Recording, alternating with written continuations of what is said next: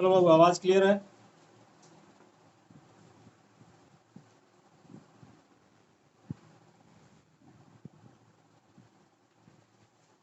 Video ठीक है ना?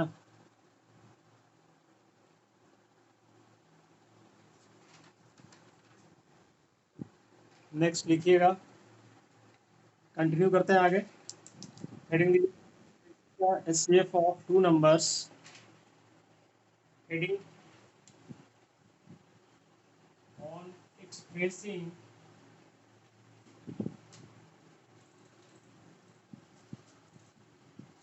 the HCF of two numbers on expressing the HCF of two numbers A and B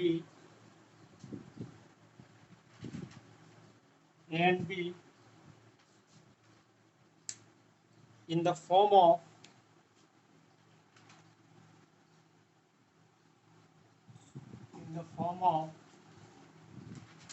ax plus by, ax plus by।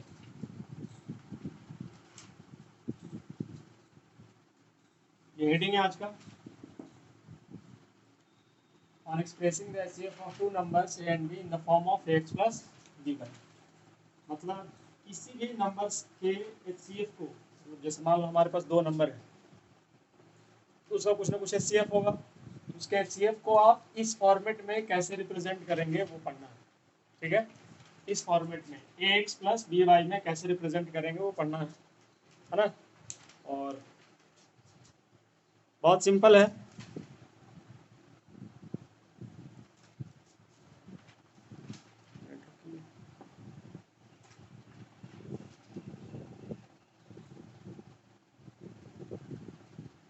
काफी simple है process, example से समझेंगे। जैसे question लिखिएगा, find the HCF of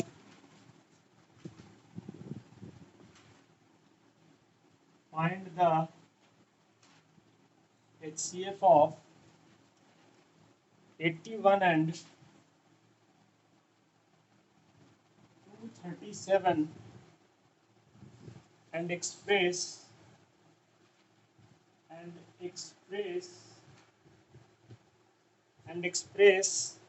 it as a linear combination of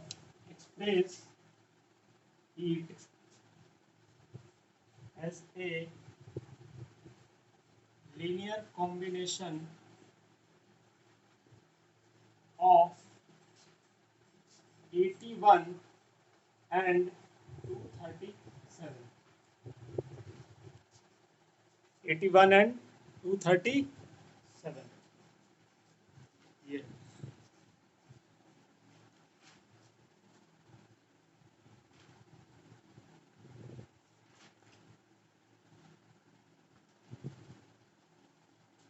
चलिए, join करने में इतना टाइम नहीं लगना चाहिए, ठीक है? बहुत ज़्यादा टाइम लगाते हो, 10 मिनट लग जाता है तुम लोग को ज्वाइन करने में, तो वेट थोड़ी करते रहेंगे। यह क्वेश्चन, इसी तरह का क्वेश्चन आने का चांसेस होता है बोर्ड में, आ सकता है, गारंटी नहीं कि आ ही जाए, आ सकता है मे बी। एक टाइप है जिसमें करना क्या है भाई, HCF पहले निकालना है, 81 और 237 का HCF निकालना है, लेकिन नॉर्मल तरीका से नहीं। कौन सा तरीका? EDL, Euclid's division lemma use करके इन दोनों का HCF निकालना है। और जो HCF आएगा, जैसे 5, 10, 15, 20 कुछ भी आया HCF, ठीक है, उस HCF को एक्सप्रेस करना है लीनियर कॉम्बिनेशन। लीनियर कॉम्बिनेशन का मतलब होता है एक्स और वाई जो हम वेरिएबल यूज कर रहे हैं उसका, उस पर जो है पावर कितना हो, 1 and 1। तो देखिए, ये जो एक्सप्रेशन दिया हुआ है इस फॉर्मेट में हमको रिप्रेजेंट करना है। ये फॉर्मेट ही रिप्रेजेंट कर रहा है लीनियर को। क्यों? क्योंकि यहाँ पे एक्स का वेरिएबल, एक्स पे पावर कितना है 1, वाई पे पावर कितना है 1, मतलब वेरिएबल में पावर 1 1 है, इसका मतलब लीनियर एक्सप्रेशन। ठीक है, वेरिएबल पे पावर अगर 1 1 है इसका मतलब एक्सप्रेशन क्या है हमारा, linear. Linear combination of 81 and 237, जो नंबर दिया हुआ था जिसका HCF निकालना था, उसी नंबर्स के फॉर्म में हमको इसका जो HCF होगा जो भी आएगा उसको इस फॉर्मेट में दर्शाना है। इस फॉर्मेट में linear combination of A and B। देखिए यहाँ पे A और B क्या है, नंबर जिसका HCF निकालना है हमको। तो A हो गया 81, B हो गया 237। ठीक है, X और Y क्या है वो पता चल जाएगा। सबसे पहला स्टेप क्या है, इसका HCF निकालना है आपको। सारे स्टेप्स। तो इसका HCF निकालेंगे तो EDL यूज करके निकालना है बाबू। कैसे होगा बताया था आपको, देखिएगा बहुत इजी है टॉपिक, बहुत आसान है, बस एक क्वेश्चन समझ जाएगा सारा क्वेश्चन बन जाएगा। तो इन दोनों में बड़ा कौन है 237। So by using EDL, by using EDL Euclid's division lemma को यूज करके वी कैन रिप्रेजेंट, हम जो है रिप्रेजेंट कर सकते हैं 237 को in terms of 81 plus something like reminder. ठीक है, कैसे लिखेंगे 237 equal to 81 into 2, 81 into 2 plus 75 plus 75। और ये कैसे आया आपको पता है कैसे आया, आप डिवाइड करेंगे 237 को 81 से तो ऐसा आएगा, 2 बार लगेगा और बाकी 75 रिमाइंडर आएगा। ठीक है, ये चीज जानते हैं आप। नेक्स्ट यहाँ पे रिमाइंडर 0 नहीं आया तो अगेन जो है 81 में 75 से लगाएंगे, 81 में 75 से लगाएंगे तो फिर से लिखेंगे बाय यूजिंग EDL, लेकिन हम नहीं लिख रहे हैं यहाँ पे, लेकिन आपको लिखना है। ठीक है, इसको मान लो 1, आपको लिखना है by using, again by using EDL। क्या करेंगे 81 equal to 75 into 1 plus 6 plus 6 plus 6, ये हो गया हमारा दूसरा। ये कब तक लेके जाना है EDL में बताया था आपको, ये कब तक लेके जाना है जब तक ये रिमाइंडर क्या नहीं आए 0 नहीं आए। ठीक है, अगेन 0 नहीं है तो हम क्या करेंगे 75 को 6 से क्या करेंगे डिवाइड करेंगे, तो 75 इक्वल टू 72 12, 6 इंटू 12 प्लस कितना 3 प्लस 3। अभी भी रिमाइंडर 0 नहीं आया, फिर से लगेगा एक बार, तो 6 इक्वल टू 3 इंटू 2 प्लस 0। ठीक है, अब आ गया हमारा रिमाइंडर क्या 0। तो आपको बताया था, आपको ये बताए थे कि इसमें HCF किसको बोलेंगे। HCF आप चाहे तो प्रीवियस जो सबसे लास्ट वाला स्टेप है उसके पहले वाले स्टेप्स के रिमाइंडर को बोलिए, या फिर लास्ट वाले स्टेप्स के डिवाइजर को बोलिए, बात एक ही है। ठीक है, ये बताया था यहाँ पे। तो बेसिकली HCF क्या हो गया, इसलिए हम बोल सकते हैं यहाँ पे HCF कितना हो गया बाबू, HCF हो गया 3, रिक्वायर्ड HCF कितना हो गया 3, है ना। अब हमको 3 को रिप्रेजेंट करना है इन टर्म्स ऑफ 81 एंड 237, तो ये कैसे करेंगे 3 को, ये जो 3 दिख रहा है इसको रिप्रेजेंट करना है 81 और 237 के फॉर्म में, तो कैसे करेंगे, और इस फॉर्मेट में रहना चाहिए, वो इस तरह से दिखना चाहिए। ठीक है, कैसे करेंगे पहले इसको आप कॉपी कर लीजिए, जगह नहीं है, इसके बाद आपको बताते हैं। चलो क्लियर है यहाँ तक।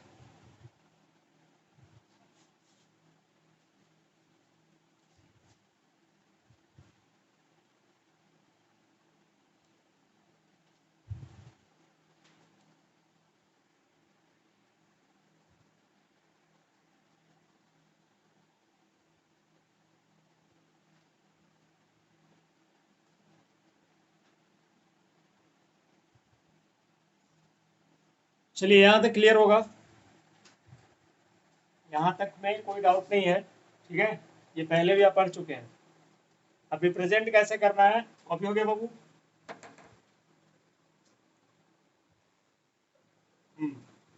रिप्रेजेंट कैसे करना है पहले प्रोसेस समझ लो, बेहद आसान है। देखिए देखिएगा इधर, लास्ट वाला जो स्टेप आएगा उसको छोड़ देना है, लास्ट वाला स्टेप्स को नहीं लेना है यहाँ पे। किसको लेना है, क्यों लास्ट वाले स्टेप्स को छोड़ देना है, क्योंकि लास्ट वाले स्टेप्स में रिमाइंडर क्या है 0। तो यहाँ पे अगर आप सॉल्व करेंगे तो सब चीज 0 बन जाएगा। ठीक है, इसलिए लास्ट वाले स्टेप्स को छोड़ देना है और इसके पहले वाले स्टेप से शुरू करना है। आपको कहा क्या गया है, आपको बोला गया है कि HCF को रिप्रेजेंट कीजिए किसमें 81 एंड 237 में, आपसे ये बोला गया है कि HCF को रिप्रेजेंट कीजिए। तो यहाँ पे HCF कौन है भाई, यहाँ पे 3 है, 3 क्या है HCF, है ना। इसको रिप्रेजेंट करना है इन टर्म्स ऑफ 81 एंड 237। तो क्या क्या इस इक्वेशन से हम ऐसे लिख सकते हैं, इधर लिख रहे हैं। ठीक है, देखिए इस इक्वेशन से 3 को हम ऐसे लिख सकते हैं, आप गुना नहीं कर देंगे, आपको जैसा बताया जा रहा है वैसे ही करना है। 3 को ऐसे लिख सकते हैं आप 3 can be written 75 minus 6 into 12। बोलिए, लिखा जा सकता है कौन से स्टेप से? स्टेप इक्वेशन नंबर 3 से, यहाँ से स्टेप नंबर 3 से लिखा जा सकता है। 3 इधर है, इसको इधर लेके आ गया तो 75 माइनस 6 इंटू 12 लिख सकते हैं, कोई दिक्कत नहीं है इसमें। ठीक है, इसमें हम लिख सकते हैं, कोई प्रॉब्लम नहीं है। ठीक है, 75 माइनस 6 इंटू 12 कोई दिक्कत नहीं है। लेकिन आपको सिंप्लीफाई नहीं करना है इसको, इन्हें कि 75 माइनस 72 बराबर 3 ऐसे नहीं करना है। ऐसे कर देंगे तो फिर रिप्रेजेंटेशन नहीं होगा एग्जैक्टली। देखो इक्वेशन है ना, 3 इधर तो आएगा ही, आप इसको सॉल्व कर दीजिएगा तो 3 ही आ जाएगा। फिर उधर हमको रिप्रेजेंट करना है 3 को अलग अलग फॉर्मेट में, तो हम क्या करेंगे 75 माइनस 6। अब इसके पहले वाले जिस स्टेप से आप शुरू किए थे उसके पहले वाले स्टेप्स में जाएंगे। ठीक है, यहाँ पे 6 को जो रिमाइंडर है, यहाँ पे रिमाइंडर क्या है 6, इसको रिप्लेस करेंगे इसमें। मतलब यहाँ पे जो 6 है ना उसको रिप्लेस कर देना है इस वाले 6। तो इस 6 का वैल्यू क्या आएगा भाई? इस 6 का वैल्यू आएगा 81 माइनस 75 इंटू 1। इस 6 का वैल्यू क्या आएगा? एक मिनट रुक जाओ। हाँ ठीक, लोग वेटिंग में है। इस 6 का वैल्यू क्या आएगा? 81 माइनस 75 इंटू 1, वहां पर रिप्लेस कर देना। मतलब प्रोसेस क्या है, यहाँ से शुरू करो, ये रिमाइंडर है। ठीक है, यही तो एचसीएफ है। एचसीएफ बराबर ये लिख दीजिए, और बाकी जितना भी प्रीवियस रिमाइंडर्स है सबको हटाते जाओ, रिप्लेस करते जाओ, बस यही प्रोसेस है। अभी हम 6 बराबर 81 माइनस 75 इंटू 1 लिखेंगे।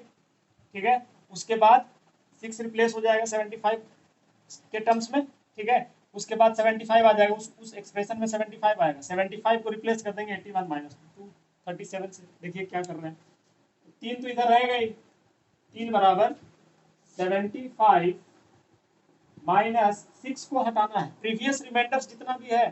देखिए ये तीनों प्रीवियस रिमाइंडर है, तो ये तो एचसीएफ ही है हमारा, इसको नहीं हटाना है, इसको तो जरूरत है ना। और बाकी 2 रिमाइंडर है उसको रिप्लेस करते जाना है, रिप्लेस करते जाना। ठीक है बाबू, तो यहाँ पे हम 6 को क्या लिख सकते हैं 81 माइनस 75 इंटू 1। तो यहाँ पे लिखेंगे 81 फर्स्ट ब्रैकेट देके 6 को रिप्लेस कर रहे हैं, ध्यान देना 6 को। 6 यहाँ से क्या लिखा जा सकता है, यहाँ से हम 6 लिख सकते हैं कैसे, 6 इक्वल टू लिख सकते हैं ना बाबू 81 माइनस 75 इंटू 1।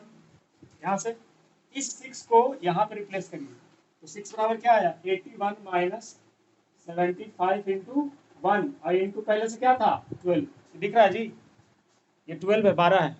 ठीक है, 81 माइनस 75 इंटू 1 इंटू 12। बोलिए 81 माइनस 75 इंटू 1 इंटू 12। अब इसको क्या करना है, थोड़ा सा एक्सपैंड करना है, गुना नहीं करना है, सॉल्व नहीं करना है। ठीक है, थोड़ा सा एक्सपैंड करना है इसको। 75 माइनस इसको गुना, इसको यहाँ पे लाइए 81 इंटू 12, और माइनस इंटू माइनस प्लस हो जाएगा बाबू, प्लस 75 इंटू 12। थोड़ा सा जगह नहीं है इसलिए छोटा छोटा दिख रहा होगा। ये 12 है लास्ट में, 12 में इसको गुना किए 75 माइनस 81 इंटू 12 प्लस 75 इंटू 12। बोलिए क्लियर है यहाँ तक? हाँ देखो अब क्या लाना क्या था 81, देखो 81 आ रहा है, 81 आ गया है ना। अब प्रीवियस रिमाइंडर कौन है 75, तो जहां जहां इसमें 75 है ना उसको थोड़ा सा कॉमन ले लो, कॉमन ले लीजिए। ठीक है, तो हम लिख सकते हैं इसको 3 इक्वल टू 75, ये 75 और इधर वाला प्लस 75 इंटू 12 ये वाला, और माइनस 81 इंटू 12। आपको गुना करना नहीं है, गुना कर देंगे तो फिर ये 3 आ जाएगा, इसको जब आप सॉल्व कर देंगे ना ये 3 आ जाएगा। 3 नहीं लाना हमको, हमको इस फॉर्मेट में लेके जाना है, रिप्रेजेंट करना है ऐसे। तो गुना मत कर दीजिएगा, सॉल्व कर दीजिएगा तो 3 ही आ जाएगा।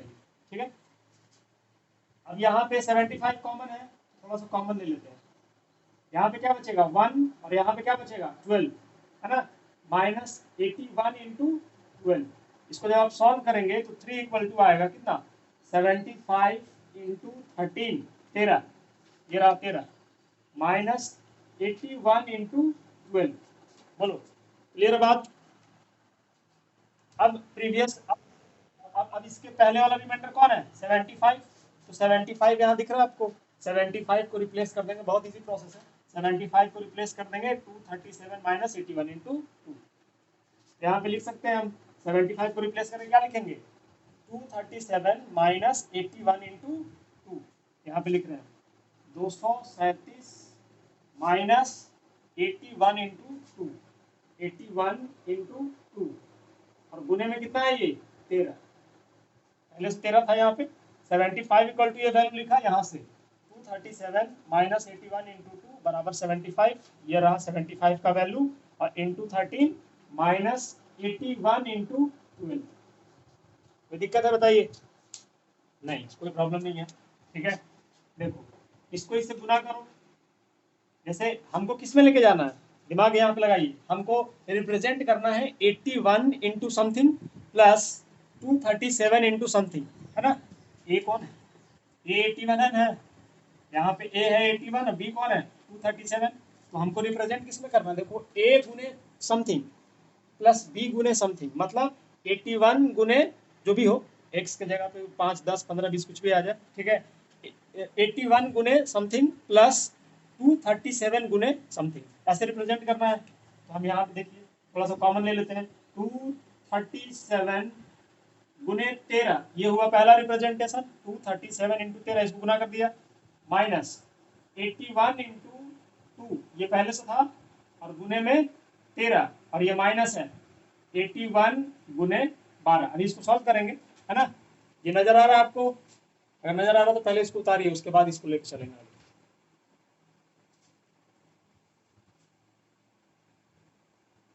बोलो बाबू, यहाँ तक कोई दिक्कत है?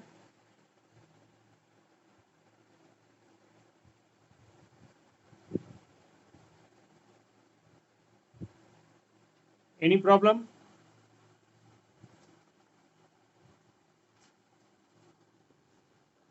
बोलो जी, ऋतिक, अनमोल, उत्कर्ष।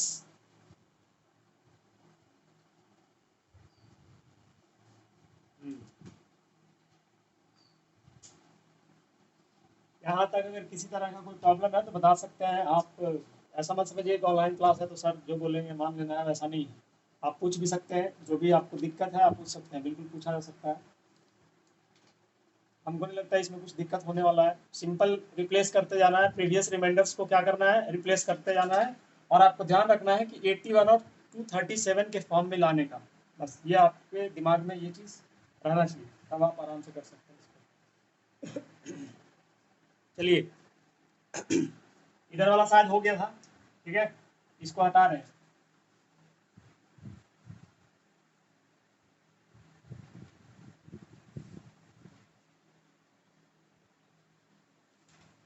अब देखो 237 दिख रहा है ना, तो उसको वैसे ही रहने देंगे, क्योंकि हमको 237 गुने समथिंग चाहिए। 237 3 इक्वल टू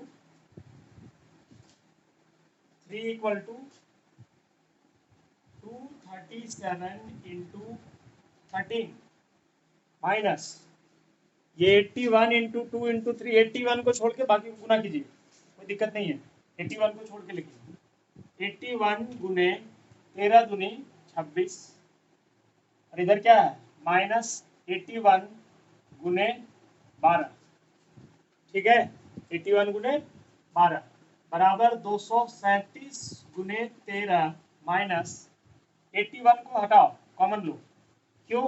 क्योंकि हमको 237 गुने समथिंग, तो 237 गुने समथिंग तो आ गया, अब 81 इंटू समथिंग करना है, तो 81 को ले लेंगे कॉमन, यहाँ क्या बचेगा 26 और यहाँ क्या बचेगा भाई 12, ठीक है। इसको जब आप रिप्रेजेंट करेंगे 237 इंटू 13 माइनस 81 इंटू और इसको जोड़ेंगे तो आ जाएगा 38। बताओ ये ए और बी के फॉर्मेट में रिप्रेजेंट हो गया कि नहीं? कोई बच्चा बोलेगा सर उल्टा कर दिया, कोई दिक्कत नहीं है, इसको इधर ले आइए, तो 81 दोनों सेम चीज है वैसे, 81 इंटू माइनस 38 लिख सकते हैं इसको, 81 इंटू माइनस 38 बराबर माइनस 81 इंटू 38, बात देखिए, ठीक है। यहाँ पे क्या है ये प्लस 237 इंटू 30, देखो ए कौन है यहाँ पे, ए हो गया 81, ये हो गया ए, ये हो गया ए, बी कौन है बाबू, बी हो गया 237, 7। एक्स कौन हो गया, एक्स है ये वाला -38। वाई कौन है, वाई है 30। देखिए ए एक्स प्लस डी वाई के फॉर्म में रिप्रेजेंट हुआ कि नहीं हुआ। कोई पूछेगा यहाँ पे एक्स कौन है तो एक्स है -38, वाई कौन है तो वाई है 13। हो गया खत्म। बोलो, आया समझ में।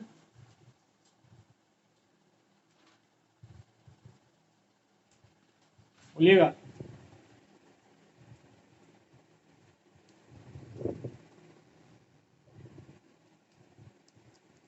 अमन, आनंद, अनमोल, अतुल, समझ में आ रहा जी। चंचल,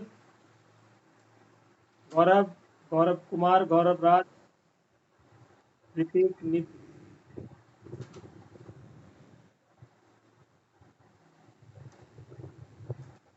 रिया, समझ में आ रहा है। सागर, सतीश, जो बच्चा आप सेंड कर रहा है समझ लीजिए उसका कहानी खत्म है। हाँ फैक्ट है, कहानी खत्म है उनका, कुछ फायदा होने वाला नहीं है। ऑफलाइन में भी आएंगे, उनसे कुछ होने वाला जाना है नहीं।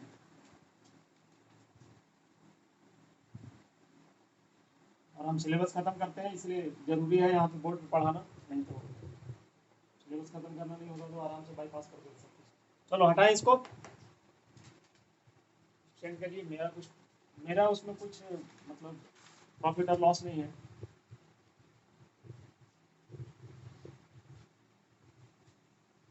हटा दे।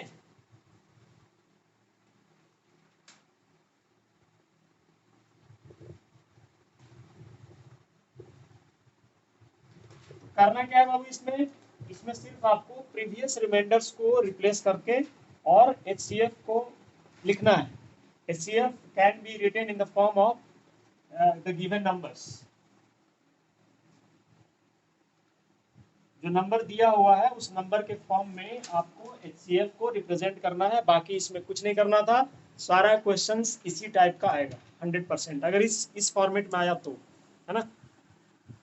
तो एक लिखिए और घर से बना के लाना है उसको। लिखो, फाइंड द HCF ऑफ, ये होमवर्क है, फाइंड द HCF ऑफ। हम प्रोसेस एक बार डिटेल बता देंगे आपको शॉर्ट में। टाइम कितना हो रहा है जी, टाइम ठीक है अभी। Find the HCF of 65 and 117, 65 and 117 and express it and express it and express it in the form of it in the form of and express it in the form of 65m plus 117m। 117m नहीं है यहाँ पे n है। अब बताओ m और n आ गया तो दिक्कत क्या है इसमें, कोई दिक्कत नहीं है, वही एक्स वाई का कहानी है। एक्स वाई की जगह पे एम और एन आ गया तो आपको हड़कना नहीं है। ये किसका रिप्रेजेंटेशन है, HCF का। आप जो इन दोनों का जो HCF लाएंगे ना, ठीक है, उसको हम इस तरह से एक्सप्रेस कर सकते हैं, वो है ना। तो ये कर लेंगे आप। आपको करना क्या है, शुरू से देखिए हम एक प्रोसेस बता दे रहे हैं आपको, जो भी अभी डिस्कस किए। 65 और 117 का सबसे पहले HCF निकालना है, लेकिन नॉर्मल तरीका से नहीं निकालना है, ठीक है। नॉर्मल तरीका से भी आंसर 3 या 4 जो भी इसका आंसर आएगा, ठीक है, वही आएगा, लेकिन वैसे काम नहीं चलेगा, वैसे आप एक्सप्रेस नहीं कर पाएंगे इसको, ठीक है। आपको क्या करना है, EDL यूज करके, यूक्लिड्स डिवीजन लेमा यूज करके इसका HCF निकालना है। और जैसे मान लो 3 या 4 स्टेप्स आया, ठीक है, तो लास्ट वाले स्टेप्स में रिमाइंडर 0 होता है, ठीक है, उसको नेग्लेक्ट कर देना है। उसके पहले वाले स्टेप से शुरू करना है। उसके पहले वाले स्टेप्स का जो रिमाइंडर होगा that is our HCF। HCF equal to लिख लेना है। मान लो यहाँ पे जो रिमाइंडर है वही HCF बनेगा हमारा, तो इस HCF बराबर इसको लिख लेना है कुछ टर्म्स में, है ना, लिख लेंगे। उसके बाद आगे देखेंगे तो अगला जो स्टेप्स होगा उसमें जो रिमाइंडर होगा, इसमें जो अभी लिखे उसमें प्रेजेंट होगा, तो उसको रिप्लेस कर देना है इस वाले रिमाइंडर से। फिर आगे वाले स्टेप्स का रिमाइंडर इससे। आपको खाली ध्यान इतना देना है कि 81 और सॉरी 65 और 117 को सिंप्लीफाई नहीं करना है, गुना नहीं कर देना है किसी से, ठीक है, इसको एज इट इज रखना है, ये जरूरी है आना। चलिए बन जाएगा बाबू।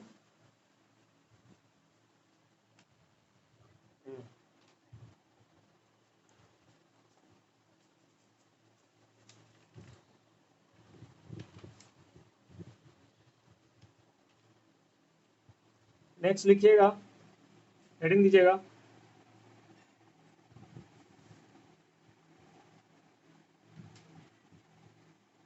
हेडिंग देना है ये कि किसी भी दो नंबर का या दो से ज्यादा नंबर हो, ठीक है, वो मैटर नहीं करता है। किसी भी, ये लिख लिया,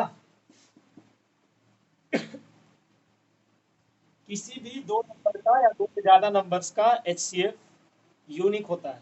यूनिक, यूनिक का मतलब जैसे हम 2 और 3 का HCF निकाल रहे हैं, तो ऐसा नहीं है कि तुम निकाल रहे हो तो 1 आ रहा है, हम निकाल रहे हैं तो 4 आ रहा है, वो निकाल रहा है तो 5 आ रहा है, ऐसा नहीं है। या आप इस विधि से निकाल रहे हो तो इतना आ रहा है, उस विधि से निकाल रहे हो इतना आ रहा है, तो ऐसा नहीं है। किसी भी दो या दो से ज्यादा नंबर्स का HCF यूनिक होता है, एक ही हो सकता है, एक से ज्यादा नहीं हो सकता है। लेकिन उस HCF का रिप्रेजेंटेशन जो है वो अलग अलग हो सकता है, वो यूनिक नहीं हो सकता है, वो अलग अलग हो सकता है। HCF वही रहेगा। जैसे 3 है तो 3 को हम किस तरह से, बहुत सारे तरीके से लिख सकते हैं, है ना। 6-3 लिख सकते हैं, या फिर और भी 5-2 लिख सकते हैं, ठीक है, 9-6 लिख सकते हैं। बहुत सारा रिप्रेजेंटेशन है ना। तो थोड़ा सा हेडिंग दीजिए, छोटा सा टॉपिक है, आपको समझ में आ जाएगा। लिखिए, HCF ऑफ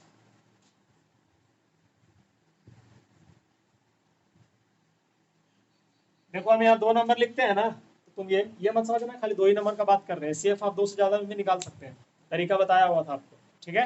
HCF आप 2 से ज्यादा में भी निकाल सकते हैं, तरीका बताया हुआ था। यहाँ पे 2 नंबर लिख रहे हैं चूंकि बुक में दिया हुआ है, इसी वजह से। नहीं तो आप लिखने को आप कुछ भी लिखा जा सकता है, 2, 3, 4, 5, 10, 15, 20।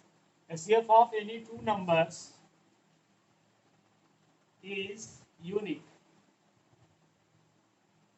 किसी भी 2 नंबर का HCF जो है यूनिक होता है। आप अलग अलग किसी भी विधि से निकालिए, उन दोनों नंबर्स का HCF दो ही रहे, मतलब एक ही रहेगा, ऐसा नहीं है कि अलग अलग हो जाएगा, ठीक है। HCF of any 2 numbers is unique, but their representation is but their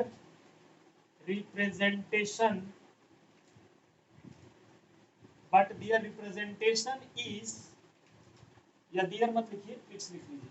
but it's representation, it's मतलब किसको बोल रहा भाई, HCF को।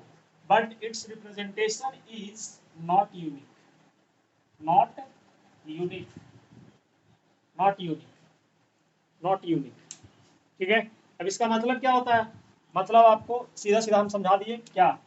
जैसे मान लो A और B 2 नंबर है ना, A और B 2 नंबर है, इसका HCF मान लीजिए आ गया। इन दोनों का जब HCF आप निकाले तो आ गया, किसी मेथड से निकालिए, लॉन्ग डिवीजन से निकालिए, फैक्टराइजेशन से निकालिए, EDL से निकालिए, एनी वे HCF यूनिक ही आएगा, एक ही आ सकता है, ठीक है। मान लो इसका HCF आ गया 4, एक बात बता रहे, इसका HCF कितना आ गया 4, ठीक है। अब ये 4 को आप कितना तरीका से रिप्रेजेंट कर सकते हैं, इसका कोई लिमिट है बताओ, कोई लिमिट नहीं है। 4 को हम ऐसे भी लिख सकते हैं 5-1, है ना। 4 को आप 8-4 भी लिख सकते हैं, 4 को आप 7-3 भी लिख सकते हैं, ऐसा भी लिख सकते हैं, या फिर 2+2 लिख सकते हैं, या फिर 3+1 लिख सकते हैं, कुछ भी लिखा जा सकता है 4 को, है ना। तो representation is not unique, but HCF आप किसी भी विधि से निकालेंगे 2 नंबर्स का या 2 से ज्यादा नंबर्स का, वो 4 ही आएगा। मतलब 4 इन द सेंस 4 फिक्स नहीं है, एक ही आएगा 4। मतलब इस केस में अगर 4 आ रहा है तो इन दोनों का कहीं भी निकालेंगे आप तो 4 ही आएगा, कहने का ये मतलब है। समझ में आया ये।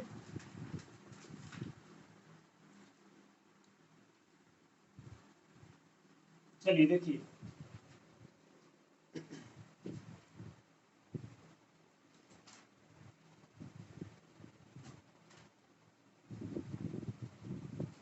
बिना मतलब का मैसेज मत किया कीजिए। हाथ उठा रहे हैं तो कान उठा रहे हैं, तो करने से कोई फायदा नहीं है, डिस्ट्रैक्शन होता है बस। देखो, अगर जो भी क्वेश्चन है या डाउट्स वगैरह है वो सामने में पूछिए, कोई दिक्कत नहीं है, मैसेज पढ़ने का उतना टाइम नहीं है।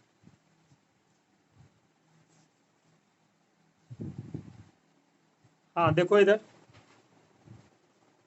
जैसे मान लो कि A और B कोई दो नंबर है, मान लिया जाए A और B 2 नंबर है, जिसका HCF क्या करना है हमको निकालना है, जिसका HCF निकालना है।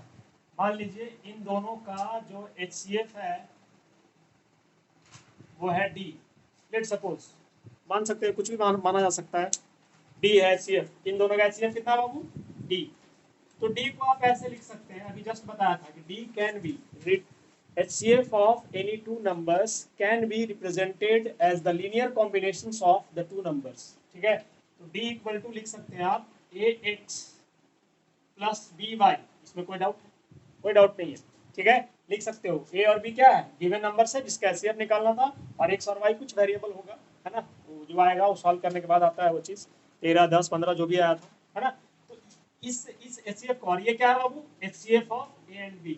HCF को एक तरीका तो ऐसे हो गया रिप्रेजेंट करने का, है ना।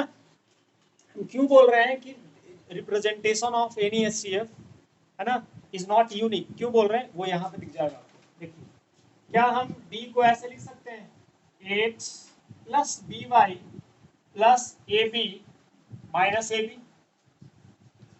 बोलिएगा, बोलते नहीं हो जी।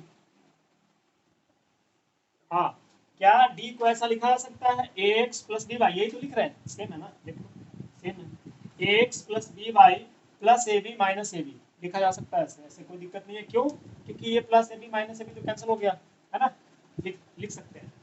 देन सिर्फ अरेंजमेंट करना है बाबू, तो AX प्लस AB, ठीक है, प्लस BY, इसको इसके साथ ले आया, इसको इसके साथ ले आएंगे, माइनस AB, कोई दिक्कत है, कोई दिक्कत, ठीक है, बराबर ए यहाँ पे ले लिया कॉमन, क्योंकि हमको AX और BY में रखना ही है, तो A ले लिया कॉमन, ठीक है, यहाँ पे क्या बचा, X plus B plus B ले लिया यहाँ पे कॉमन, यहाँ पे क्या बचा, Y माइनस A, बोलिएगा।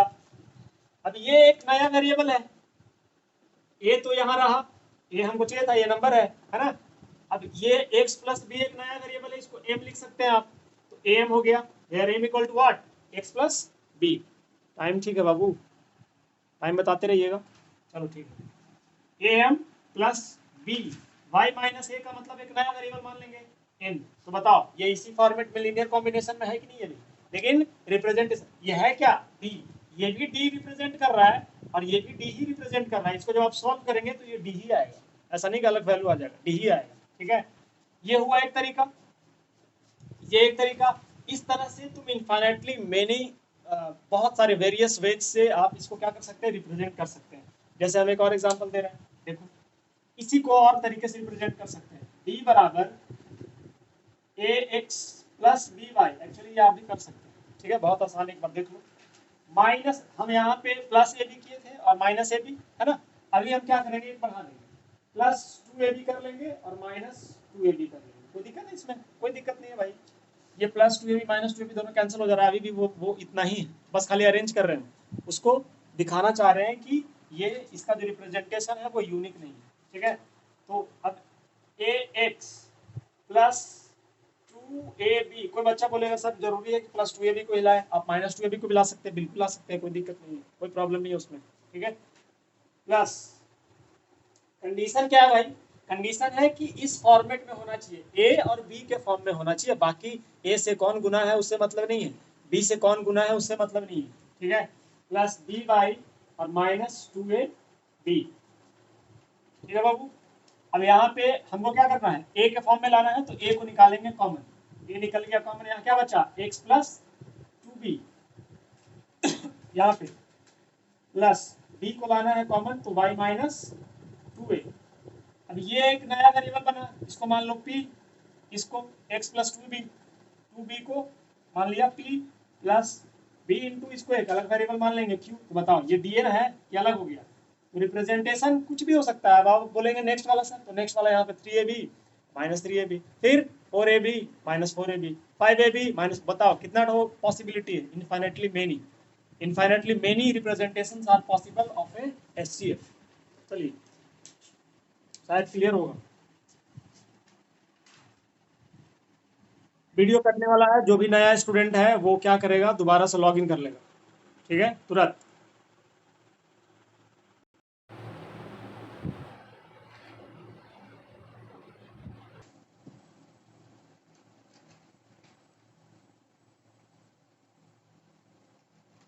चलिए ये कॉपी हो गया बाबू,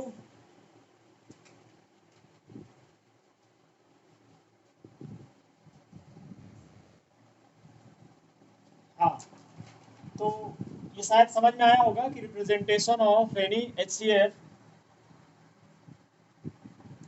हम कर सकते हैं किसी भी तरीके, बहुत सारे तरीका है, बहुत सारा वेज है जिसमें हम इसको रिप्रेजेंट कर सकते हैं किसी भी HCF को। ठीक है, तो यहाँ पे लिख सकते हो आप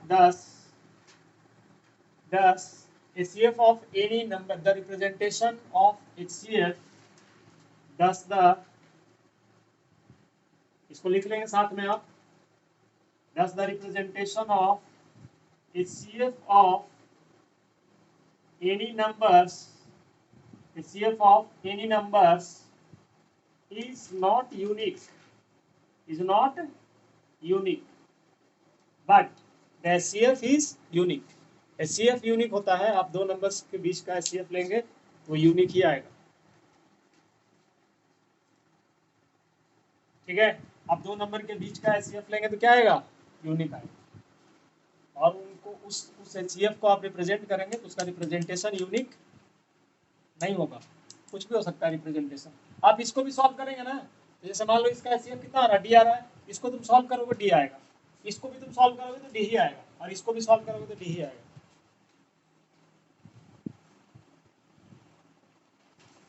क्लियर है कहानी? चलो ठीक, हटा दें।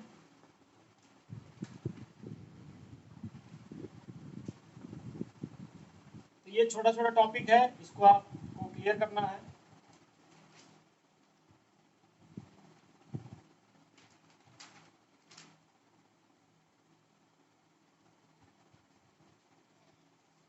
अगर आपको हल्का फुल्का डाउट भी रह जाता है ऑनलाइन क्लास में तो आपको ऑफलाइन में क्लियर कर देंगे, 2 क्लास ले लेंगे इस पर। लेकिन हमको ये लगता है कि डाउट रहना चाहिए क्योंकि टॉपिक हल्का है, और दूसरी बात है कि हम डिटेल में बता देते हैं आपको। ठीक है यार, यहाँ तक हो गया। नेक्स्ट एक और क्वेश्चन लिखेंगे, इसको भी घर से बना के लाना है, लिखिएगा। If D is the HCF of, if question है, if D is the HCF of, if D is the HCF of 56 and 72, 56 and 72, if D is the HCF of 56 and 72, comma, find X and Y, find X and Y या X comma Y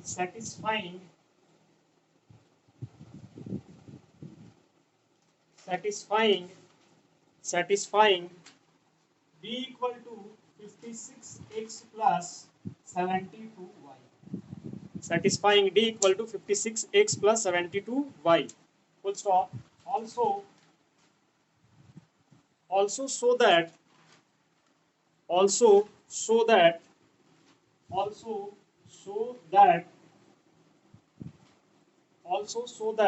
X and Y are not unique. Also so that X and Y are not unique. Question शायद समझ में आया होगा। ठीक है, आप जब सिंपली X और Y का वैल्यू निकालेंगे तो कुछ आएगा, ठीक है, लेकिन उस X और Y का मान लो एक जगह पे X आ गया 13, अब यहाँ पे Y आ गया मान लीजिए 5। एक बात बता रहे, कोई जरूरी है कि X और Y हमेशा 5 ही रहे और 13 ही रहे, ऐसा नहीं है। अभी आपको जस्ट दिखाए, यहाँ पे अगर आप इसको कैसे सॉल्व करेंगे बाबू, जैसे मान लो D बराबर 56, पहले तो आप इसको रिप्रेजेंट कर लेंगे इस फॉर्म में, ठीक है, 56 प्लस 72Y है ना। अब हमको एक बार तो सिंपली ये आ जाएगा, है ना, यहाँ से 56 को छोड़ के जो उससे गुना होगा वो X बन जाएगा, और 72 को छोड़ के जो उससे गुना होगा वो Y बन जाएगा। लेकिन अब हमको बताना है कि X और Y जो अभी आया, जैसे मान लो X बराबर 13 आ गया और Y बराबर 5 आ गया, आएगा नहीं ये, लेकिन एक बात बता रहे, मान लो ये आ गया, ठीक है, ये वाला।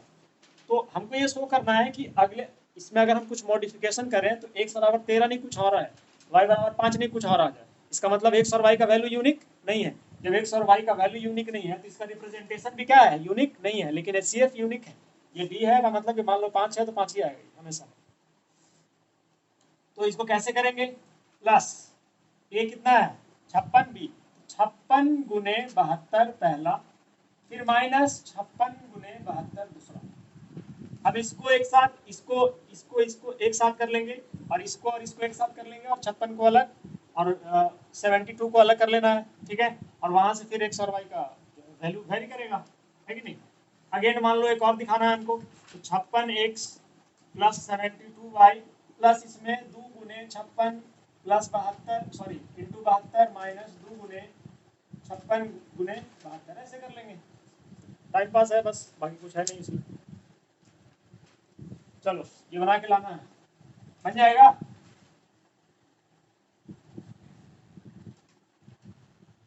अच्छा ब्लर हो गया,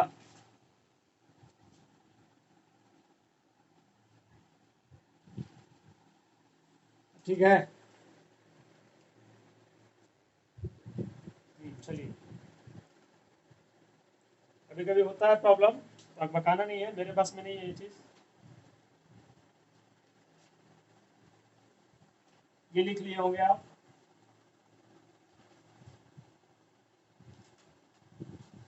तो ये एक टॉपिक खत्म होता है बाबू, और आप 1.2 पूरा बना के लाएंगे R D Sharma. Exercise 1.2 from R D Sharma, ये पूरा सॉल्व होना चाहिए, ठीक है। ये हुआ कहानी, ये पूरा सॉल्व होना चाहिए एक्सरसाइज 1.2।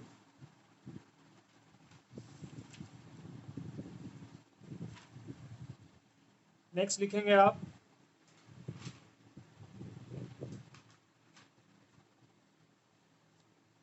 नेक्स्ट टॉपिक शुरू करेंगे। ये कल परसों तक शायद खत्म हो जाएगा, थोड़ा टॉपिक लंबा है, अभी इरेशनलिटी भी साबित करना है, ठीक है। और एक और चीज़ कि आज हम शुरू करेंगे आईआईटी फाउंडेशन वाला क्लास, ठीक है। जिसको ज्वाइन करना आ जाइएगा, वो फ़ायदा करेगा आपको बहुत ज़्यादा। पढ़ के देख लीजिएगा एक बार, उसके बाद जो बच्चा चाहता है कि कुछ एडवांस सीखे वो आना, और बाकी जिनको सिर्फ बोर्ड से मतलब है कि बोर्ड पास कर लें अच्छा नंबर से, तो उनके लिए बेहतर है, बहुत बेहतर है। बाकी आप एक बार पढ़ के देखिएगा, आपको समझ में आएगा। नेक्स्ट लिखेंगे इसी में फंडामेंटल थ्योरम ऑफ अर्थमेटिक्स। ये होमवर्क है आपका, 1.2 बना के लाना है। हार्ड कॉपी इसका चेक करेंगे जब आप ऑफलाइन आएंगे class.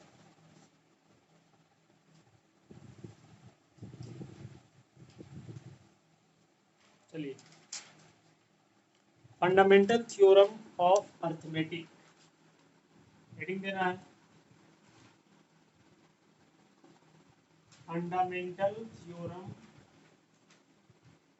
Of arithmetic.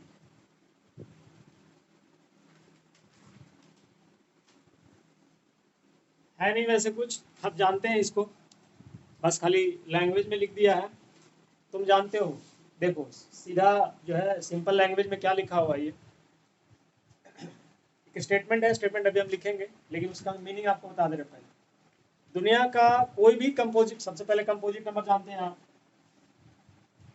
Composite number आपको पता है, और प्राइम नंबर भी पता होना चाहिए। कंपोजिट नंबर वैसे नंबर को बोला जाता है जिसका फैक्टर क्या हो, 2 से ज्यादा हो। अपने एक और अपने आप को छोड़ के और भी अगर उसके पास फैक्टर्स आ जाए तो समझ लीजिए वो नंबर है कंपोजिट। और बाकी एक और अपना मतलब अपने आप सिर्फ उसके पास 2 ही फैक्टर है, एक तो अपने आप होगा और दूसरा एक होगा, तो समझ लो वो प्राइम नंबर की कैटेगरी में आएगा। और कंपोजिट तो अभी बताया आपको कि अगर किसी नंबर्स के पास अपने आप अगर फैक्टर हो, वो अपने आप का वो खुद ही फैक्टर हो और एक हो, और उसके अलावे अगर कुछ आ जाए तो समझ लीजिए कंपोजिट है। एज फॉर एग्जांपल 4, 6, 8 ये सब कंपोजिट नंबर है। और प्राइम नंबर में आप जानते हैं 2 हो गया, 3 हो गया, 5 हो गया, 7 हो गया, ये सब प्राइम नंबर, ठीक है। तो इस थ्योरम का मतलब ये है कि दुनिया में जितने भी कंपोजिट नंबर्स हैं उनको आप इन terms of prime number represent कर सकते हैं। एक मिनट रुक जाइए, थोड़ा सा रुकिए।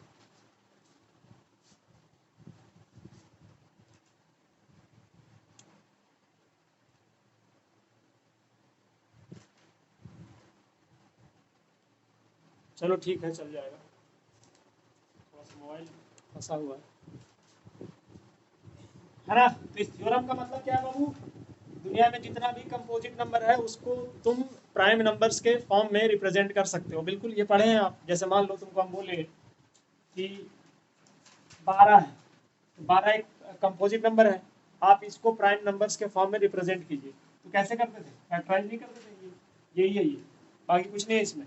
फैक्टराइज करता था 2 6, फिर से 2 3, फिर से 3 1, हो गया। तो ये 12 जो है एक कंपोजिट नंबर है ना।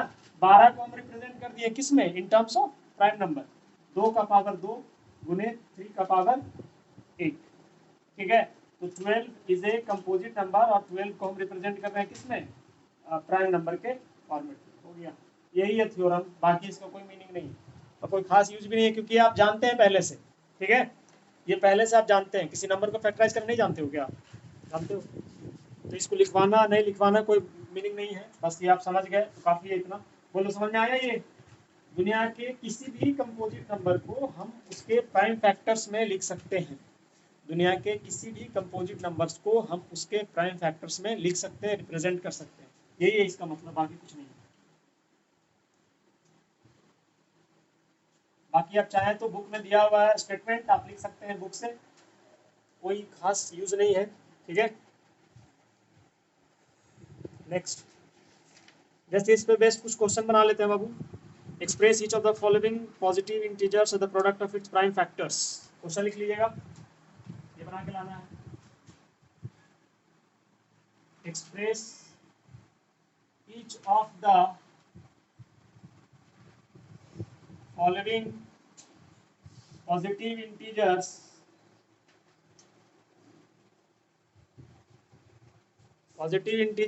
express each of the following positive integers as the product of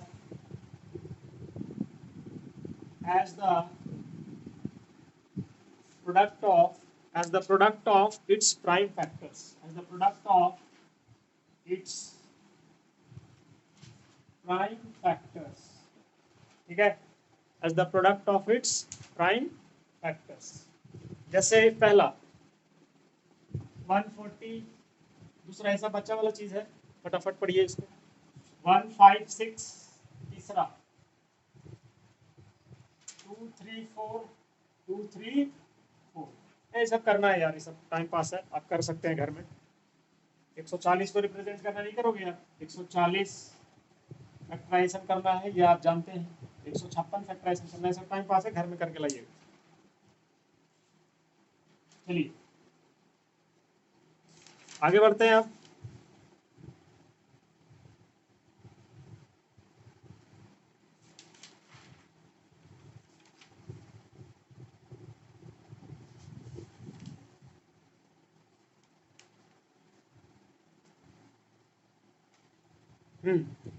आगे बढ़ा जाता है, देखिए इधर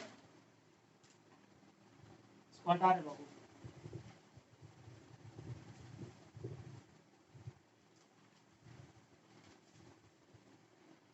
अरे इसको भिगा के ला रहे।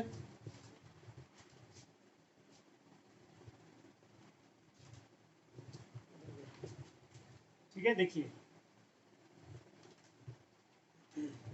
हाँ, एप्लीकेशंस, ये अभी जो आप थ्योरम पढ़े कि किसी भी कंपोजिट नंबर को आप उसके प्राइम फैक्टर्स में रिप्रेजेंट कर सकते हैं, तो उसी का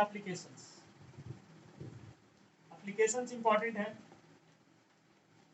ये आपको नहीं पता होगा, कुछ लोगों को पता होगा, कुछ लोगों को ये पता होगा, लेकिन बहुत लोगों को ये पता नहीं होगा, ठीक है। देखिए है क्या एप्लीकेशंस में, जैसे आपसे कोई पूछ ले, जैसे एक क्वेश्चन लिख रहे हैं, उस क्वेश्चन को हम सॉल्व करेंगे, लेकिन पहले हम थ्योरी बताएंगे उससे रिलेटेड। लिख सकते हैं आप, प्रूफ दैट, साथ में लिखेंगे, proof that there is no natural number, proof that there is no natural number, prove that there is no natural number for which natural number for which 4 to the power n 4 to the power n ends with the digit with the digit ends with the digit 0, है ना? Prove that there is no natural number for which 4 to the power n ends with the digit 0. मतलब क्या भाई? सीधा मतलब ये है कि n एक नेचुरल नंबर है, आप n के किसी भी वैल्यू को रखिए। नेचुरल नंबर मतलब समझते हैं ना? हाँ, 1 2 3 4 5 6 7 8 9 ये सब नेचुरल नंबर है अप टू इन्फिनिटी। नेगेटिव में नहीं लेके जाना है नेचुरल नंबर को। नेचुरल नंबर बोलता है तो सीधा आपको पॉजिटिव समझना है, ठीक है? नेगेटिव ऑफ नेचुरल नंबर होता है, लेकिन नेचुरल नंबर नेगेटिव नहीं होता है, ध्यान दीजिएगा। 4 टू द पावर n अगर बोला तो जैसे 4 टू द पावर 1 रखे 4 आया, 4 टू द पावर 2 रखा 16 आया, 4 टू द पावर 3 रखा 64 आएगा, ठीक है भाई? अब 4 का पावर आप कितना भी रख ले, जैसे हम 4 का पावर 401 रख लिया, इसको जब आप एक्सपेंड करेंगे ना तो इसके लास्ट में 0 आने का कोई चांस ही नहीं। कहने का ये मतलब है इसका। फिर से क्वेश्चन पढ़ो। Prove that there is no natural number no natural number लिखा हुआ, नो मत समझ लीजिएगा इसको। Prove that there is no natural number for which 4 to the power n ends with the digit 0। इसमें n का किसी भी वैल्यू के लिए नेचुरल नंबर, n क्या है? Natural number. n के किसी भी वैल्यू के लिए आप 4 टू द पावर n को जब एक्सपेंड करेंगे ना तो वो कभी भी 0 में एंड नहीं होगा। मतलब जैसे यहाँ पे एक्सपेंड किया तो 4 के लास्ट में 0 आ रहा है क्या? नहीं आ रहा है। यहाँ भी 0 नहीं आ रहा है, यहाँ नहीं जा रहा है। यहाँ भी आप एक्सपेंड करेंगे 4 टू द पावर इतना, इसको भी आप जब एक्सपेंड करेंगे तो इसमें भी 0 नहीं आएगा, इस बात की गारंटी। क्यों? क्या होता है इसमें, क्या लॉजिक है जो हम पहचान लेंगे कि किसी का एक्सपेंशन में 0 आएगा कि नहीं आएगा? उसमें लॉजिक क्या है समझिएगा, वही इंपॉर्टेंट है। बाकी ये सब क्वेश्चन तो आप तुरंत फटाफट बना लेंगे। देखो वो इंपॉर्टेंट है, 0 कब आएगा, 0 कब नहीं आएगा, है ना? तो कुछ बच्चा ये जानता होगा, कुछ बच्चे नहीं जानते होंगे, तो ध्यान दीजिएगा, ये इंपॉर्टेंट है, इंपॉर्टेंट कंसेप्ट है। देखो पूरे अर्थमेटिक्स में, पूरे मैथ्स में एक 0 लाने के लिए, है ना, जैसे हमको मेरे पास बहुत सारा नंबर्स है ना, तो उन नंबर्स में से बहुत इसको उससे मल्टीप्लाई किया, उसको उससे मल्टीप्लाई किया, और रिजल्ट क्या आना चाहिए? 0 आना चाहिए, है ना? एक 0 आना चाहिए। तो पूरे नंबर सिस्टम में, है ना, आपके पास अगर 2 गुने 5 जहां भी दिख रहा है तो ये दोनों बेचारे एक 0 पक्का देगा, एक 0 पक्का देगा। 2 और 5 को अगर आप गुना करेंगे तो एक 0 पक्का आएगा लास्ट में 100%। तो 2 और 5 का ही कॉम्बिनेशन से जहां भी 2 और 5 आपको गुना में रहे दिखे तो समझ लो एक 0 देने वाला। जैसे यहाँ पे 2 का पावर 2 कर दें और 5 करें तो भी ये एक ही 0 देगा। नौवा वाला तो यार वेटिंग में आ गया, बताओ। तो भी ये कितना 0 देगा बाबू? एक ही 0 देगा। जैसे 2 का पावर 2000 और गुने में 5 कर दे तो भी ये एक ही 0 देगा। क्यों?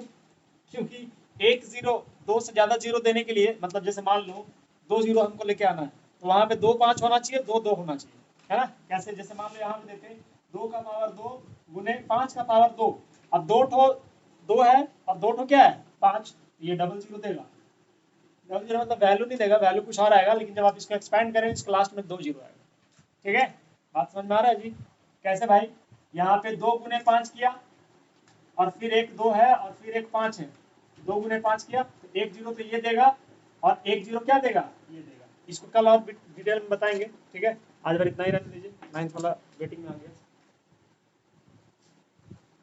बोलिए क्लियर है यहाँ तक? हाँ, ये समझ में आ जाएगा। कल इसको हम और बताएंगे डिटेल में, बताना नहीं है। और आज आईटी फाउंडेशन का क्लास होगा, कितना बजे से बोले थे जी? 4 से 5।